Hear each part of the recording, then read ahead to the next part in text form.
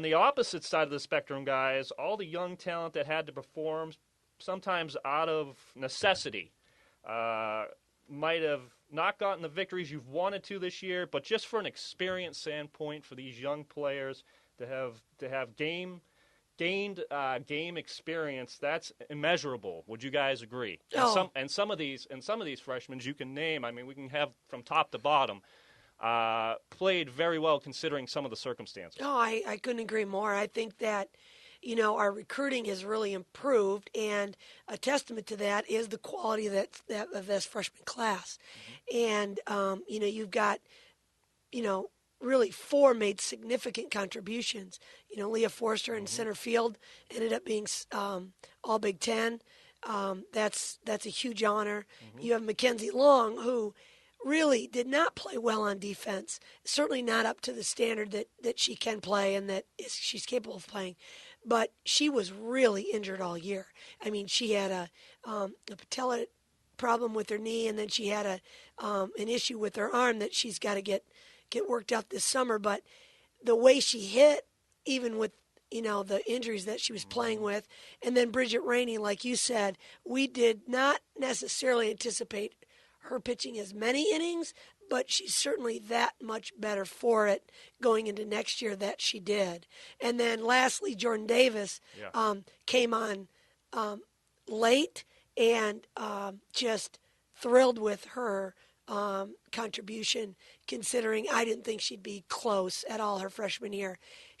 Jordan Davis has got what we call the perfect approach to the game. She's got real short-term memory, a lot like Leah Forster has.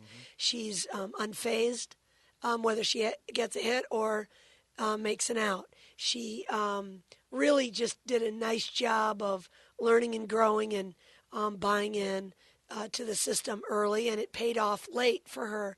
An example of a kid who's really not on the depth chart at the start of the year, but because of just her work ethic, her determination, she got herself into the lineup. So, good for her. Allie, like we've said, these young players, the future is bright. Who are you looking forward to next year to maybe really have like a breakout season, perhaps? No, I'm putting the pressure on you, but who are you looking forward to make some big strides out of the young class coming in and some of the young players that are already established here? That's a really tough question, just because Leah Forster is just so much fun to watch her play. Mackenzie Long's very fun. I'd like to see Mackenzie have a better year defensively, but I thought overall, you can't complain about her freshman year at all. And then Bridget Rainey is she's so close. She's right there. We've seen great Bridget and we've seen not so great Bridget. And if she could put the great Bridget together consecutively, that would just put us in a great place as a team. So I think if I had to pick, I think I'd like to see Leah just continue her success, because being a second team All Big Ten player your freshman year, that's a big deal. Sure. And Coach, it's all mental. That's maybe the next step or next evolution of these young players, because we've seen you guys had some big offense this year for sure, and put some runs on the board on a consistent basis. But it's the mental aspect, going in every game with the same mindset, is it not? Absolutely. And in addition, you saw the growth of the sophomores. Yeah. Both sides of the story there. You had Gutnick and Kajawa get better, and then you had Valerie Caff not get better. And so sophomores, they call it the sophomore jinx for a reason. Sure, yeah.